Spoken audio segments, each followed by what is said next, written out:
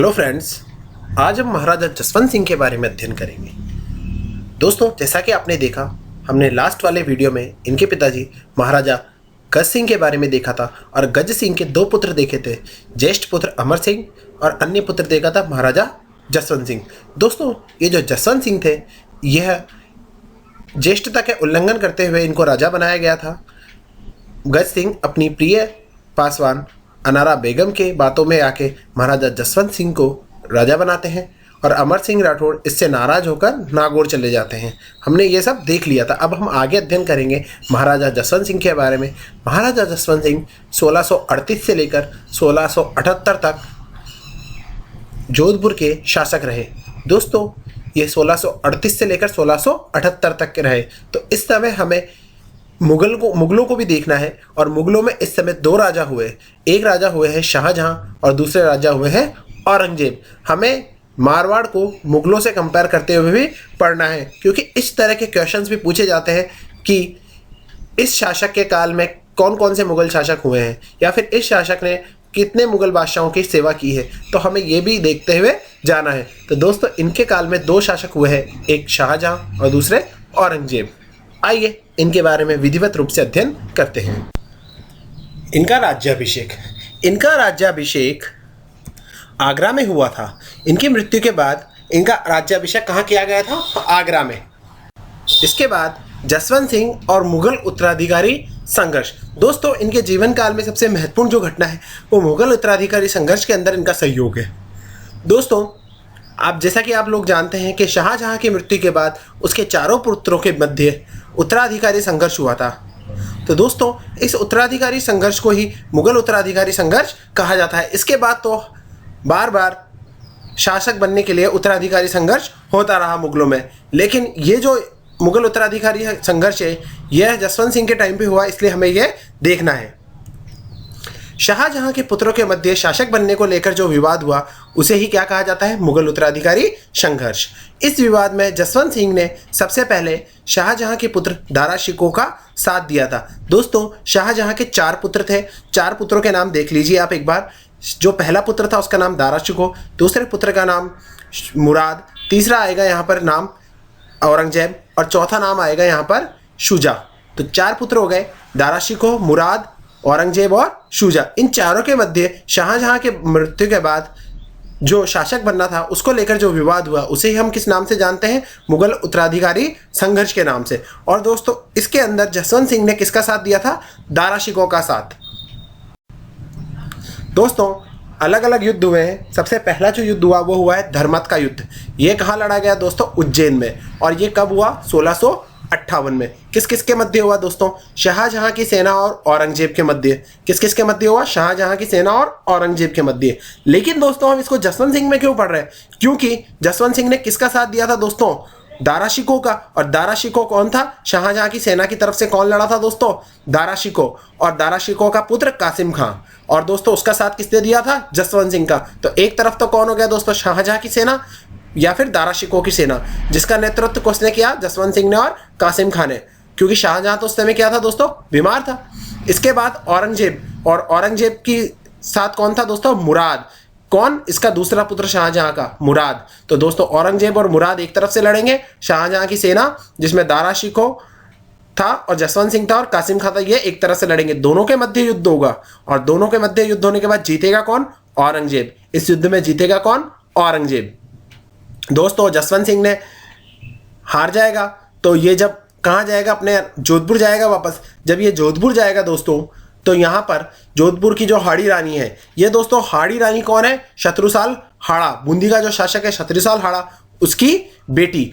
ये क्या ना? हाड़ी रानी जसवंत दे। ये किले के द्वार बंद कर देती है इसके आने के बाद। क्यों? क्योंकि इसका ऐसा मानना था कि राजपूत शासक तो जब युद्ध में जाते हैं तो जीत के आते हैं या फिर मर के आते हैं, हार के नहीं आते। इसलिए यह किले के गेट नहीं खोलती है। और ऐसा भी कहा जाता है कि इतिहासकारों के द्वारा, जो उस समय के इतिहासकार हुए हैं कवि राजा श्यामल दास के द्वारा, कि ये सब एक तरह की किंवदंती है, जनश्रुति है कि एक राजपूत रानी ऐसा नहीं कर सकती अपने पति के साथ। इस तरह की किंवदंती भी सुनने को मिलती है। लेकिन ये भी बात सत्य है कि इस तरह का हुआ होगा, तभी इस तरह की बात आई है। तो आप इस फैक्ट को भी यहाँ पर ध्यान रखिएगा। इसके दोस्तों, अगला जो युद्ध होगा खजुआ का युद्ध होगा इलाहाबाद में। खजुआ जगह कहाँ है? इलाहाबाद में। और ये कब होगा दोस्तों? 1659 में।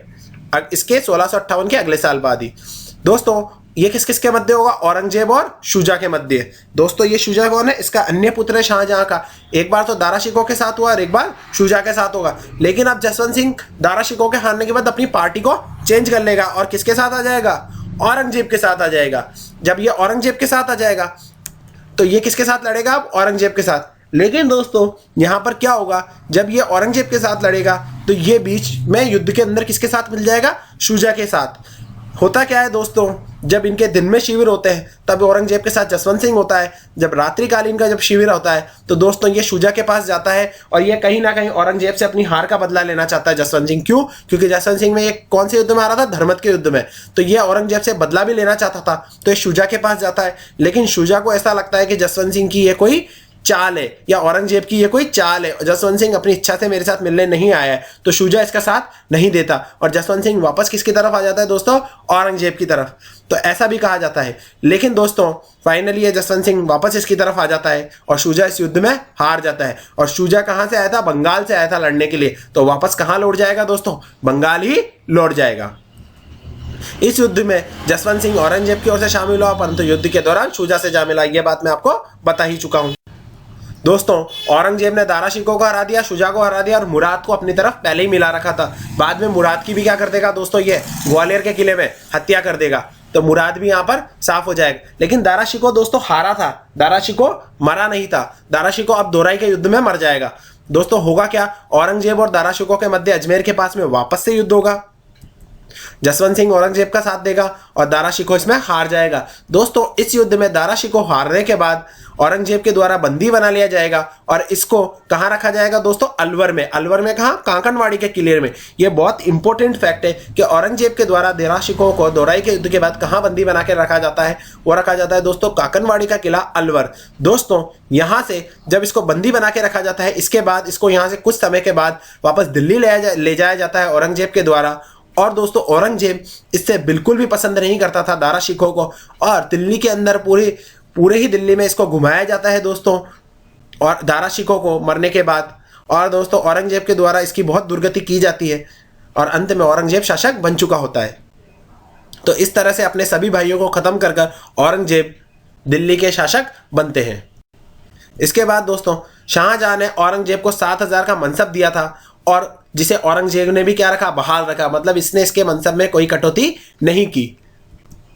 बादशाह औरंगजेब ने जसवंत सिंह को निम्न प्रांतों की सूबेदारी दी। तो दोस्तों जसवंत सिंह ने दो मुगल शासकों का कार्यकाल देखा, एक शाहजहां का और एक औरंगजेब का। शाहजहां ने इसे 7000 की मनसबदारी दी और औरंगजेब ने भी इसे उसको ही 7000 का मनसबदार बना के रखा। इसके बाद औरंगजेब जब शासक बन जाएगा तब जसवंत सिंह को निम्न प्रांतों की सूबेदारी देगा। दोस्तों 3 महत्वपूर्ण प्रांतों की सूबेदारी देगा, जिसमें पहला नाम आता है दोस्तों गुजरात का। 1659 में इसे गुजरात का सूबेदार बनाया जाता है। दूसरा दोस्तों इसको दक्षिण में 1662 में सूबेदार बनाया जाता है। दोस्तों जब दक्षिण में इसको 1662 में सूबेदार बनाया जाता है तो दोस्तों इसको किसके खिलाफ भेजा जाता है? इसको मराठा शासक छत्रपति शिवाजी के खिलाफ भेजा जाता है। यह आपको ध्यान रखना इंपॉर्टेंट, पहला शासक है जिसको छत्रपति शिवाजी के खिलाफ भेजा जा रहा है औरंगजेब के जरिए। जो पहला राजपूत शासक कौन है? वो जसवंत सिंह है। दोस्तों तीसरा इसको काबुल का सूबेदार बनाया जाता है 1673 में। तो 3 जगह की सूबेदारी दी गई, गुजरात, दक्षिण और काबुल, 1659, 1662 और 1673। इसके बाद दोस्तों इनकी मृत्यु काबुल सूबेदारी के दौरान ही 28 नवंबर 1678 को जमरूद अफगानिस्तान में जसवंत सिंह की मृत्यु हो जाती है। कब मरेंगे दोस्तों? ये 1678 में, जब इनकी काबुल सूबेदारी होगी। 1673 में ये काबुल ही रहेंगे और 1678 में इनकी मृत्यु हो जाएगी। जमरूद कहां पड़ता है दोस्तों? अफगानिस्तान में। इसके बाद दोस्तों जसवंत सिंह की मृत्यु पर औरंगजेब ने कहा था कि आज दरवाजा कुफ्र शिकस्त हो गया, मतलब जो धर्म विरोधी दरवाजा था वो टूट गया। दोस्तों ऐसा इसलिए कहा गया क्योंकि जब औरंगजेब शासक थे तब उन्होंने एक ऐलान किया था कि मैं पूरे ही भारत के मंदिरों को तोड़वा दूंगा। तब जसवंत सिंह ही एकमात्र ऐसे शासक थे जिन्होंने मारवाड़ से कहा था कि अगर औरंगजेब पूरे भारत की मंदिर तोड़वाएगा तो मैं भी पूरे भारत की मस्जिदों को तोड़वा दूंगा। तो ये कथन जसवंत सिंह का है दोस्तों, आपको ध्यान रखना है। और राज सिंह मेवाड़ में थे जिन्होंने औरंगजेब का उस समय विरोध किया था मंदिर तोड़वाने का। तो दोस्तों दोनों ही शासक समकालीन थे और आपको याद रखना है, ठीक है दोस्तों। इसके बाद जसवंत सिंह की रचनाएं, इनका साहित्य देख लेते हैं दोस्तों। जसवंत सिंह की 3 रचनाएं मिलती हैं। पहली भाषाभूषण, दूसरी अप्रोक्ष सिद्धांत सार और तीसरी प्रबोध चंद्रोदय। दोस्तों तीनों ही रचनाएं इंपॉर्टेंट इसलिए हो जाती है क्योंकि इसमें राजा का नाम नहीं आ रहा है। इसी तरह की रचनाएं पूछी जाती है। जिन रचनाओं में राजा का नाम आ जाता है वो तो पता लग जाता है कि ये उसी के शासनकाल में लिखी गई है, लेकिन ये बिल्कुल हटके है, इसलिए आपको ध्यान रखनी है। पहली है भाषाभूषण, दूसरी है अपरोक्ष सिद्धांत सार और तीसरी है प्रबोध चंद्रोदय। दोस्तों इनके दरबारी विद्वानों को देखते हैं। पहला विद्वान है दलपत मिश्र, इसने लिखी थी दोस्तों जसवंत विलास। दूसरा है नरसिंह दास, इसने लिखी थी दोस्तों अवतार चरित्र और रामचरित्र। रामचरित्र मानस नहीं लिखी थी दोस्तों, वो तुलसीदास जी का ग्रंथ है, इसने रामचरित्र लिखी थी ओनली। और अवतार चरित्र नरसिंह दास ने। दोनों इनके दरबारी विद्वान। इसके बाद दोस्तों इनके निर्माण कार्य देख लेते हैं। इनके शासनकाल में कौन कौन से निर्माण कार्य हुए। पहला बनाया इनके पत्नी ने जान सागर, जिसको शेखावत जी का तालाब भी कहा जाता है। ये कहाँ है दोस्तों, जोधपुर में। जसवंत सिंह की रानी अतिरंगदे द्वारा निर्मित। किसने बनवाया था दोस्तों, जसवंत सिंह की रानी अतिरंगदे ने। कहाँ, जोधपुर में। दूसरा दोस्तों कल्याण सागर, ये कहाँ है दोस्तों, रतनाड़ा जोधपुर में। ये किसने बनाया, इनकी अन्य रानी जसवंत दे, जो बूंदी राजा शत्रुसाल की पुत्री थी, हाड़ी रानी। तीसरा है राय का बाग जोधपुर में, ये भी किसने बनवाया दोस्तों, जसवंत दे ने। तो जसवंत दे ने 2 निर्माण कार्य करे, कल्याण सागर का और राय का बाग। इसके बाद दोस्तों जसवंतपुर नगर किसने बसाया दोस्तों, ये बसाया जसवंत सिंह ने। कहाँ, कब बसाया था दोस्तों, जब इनको दक्षिण अभियान पर भेजा जाता है तो औरंगाबाद के पास, जो कि महाराष्ट्र में है वर्तमान, वहां पर ये एक जसवंतपुर नामक नगर बसाते हैं। और ये जसवंतपुर नगर बसाकर वहां पर एक जसवंत सागर तालाब का भी निर्माण करवाते हैं। तो ये राजस्थान में नहीं है दोस्तों जसवंतपुर नगर, अगर आपसे पूछ लिया जाए तो ये कहां पर है, औरंगाबाद महाराष्ट्र में। इसके बाद दोस्तों चतुरा गहलोत, ये एक इंपॉर्टेंट इसलिए हो जाता है क्योंकि ये इसके समय में कौन था दोस्तों, इसका एक बागवान था जसवंत सिंह का, जिसने क्या किया था दोस्तों, जब ये काबुल अभियान पे जाते हैं जसवंत सिंह, तो वहां से अनार की उन्नत किस्में लाते हैं। और इन उन्नत किस्मों को चतुरा गहलोत कहाँ लगाएगा दोस्तों, ये चतुरा गहलोत इन उन्नत किस्मों को जोधपुर में कागा के बाग में लगाएगा। ये फेमस है दोस्तों अनार की किस्में, इसलिए पूछ लिया जाए इसलिए मैं आपको यहाँ बता रहा हूँ कि कागा के बाग में लगवाया जाता है जसवंत सिंह के द्वारा, और इनके प्रिय बागवान चतुरा गहलोत इनको लगाता है। इसके बाद दोस्तों मुहूर्त नौनसी, इसको हम नहीं भूल सकते जसवंत सिंह के शासनकाल में, क्योंकि मुहूर्त नौनसी का राजस्थान के इतिहास में अपना एक अलग ही योगदान है। इनका मैं एक अलग से स्पेशल वीडियो लेके आऊँगा, यहाँ पर इनका एक शॉर्ट डिस्क्रिप्शन देख लेते हैं जसवंत सिंह के शासनकाल में। दोस्तों यह जसवंत सिंह के दीवान थे। कौन थे दोस्तों, ये जसवंत सिंह के दीवान। और दोस्तों इनके द्वारा रचनाएं जो लिखी गई हैं वो 2 रचनाएं बहुत इंपॉर्टेंट है, एक तो नैनसिरी ख्यात, दूसरा मारवाड़ परगणारी विगत। दोस्तों ये जो मारवाड़ परगणारी विगत है, इसे मारवाड़ का गजेटियर भी कहते हैं। पहली बार राजस्थान का इतिहास विधिवत रूप से लिखने का श्रेय मुहूर्त नैनसी को जाता है, और मुहूर्त नैनसी ने नैनसिरी ख्यात में पूरे ही राजस्थान का राजपुताने का इतिहास विधिवत रूप से लिखा है। और मारवाड़ परगणारी विगत के अंदर पूरे ही मारवाड़ की सभी परगणों के बारे में क्रमबद्ध रूप से इतिहास लिखा गया है। इसे मारवाड़ का गजेटियर भी कहा जाता है। दोस्तों ये दोनों ही रचनाएं मुहूर्त नैनसी की अति महत्वपूर्ण है। इसके बाद दोस्तों मुहूर्त नैनसी पर जसवंत सिंह ने 1 लाख रुपए गबन का आरोप लगाया और इनको जेल में डाल दिया। यह बात नैनसी को बिल्कुल भी पसंद नहीं आई। उनको उनकी आत्मसम्मान को ठेस लगी और उन्होंने जेल के अंदर ही आत्महत्या कर ली। किसने, मुहूर्त नैनसी ने। तो दोस्तों मुहूर्त नैनसी इनके दरबारी दीवान थे, आपको ध्यान रखना। दोस्तों आज की वीडियो में बस इतना ही। अगर आपको दोस्तों वीडियो पसंद आया है तो प्लीज़ चैनल को सब्सक्राइब करें, वीडियो को लाइक करें और ज़्यादा से ज़्यादा अपने दोस्तों के बीच में शेयर करें। दोस्तों इस टॉपिक को मैं पूरा कराने के बाद आपके सामने और भी राजस्थान के जीके से रिलेटेड वीडियो लेकर आता रहूँगा।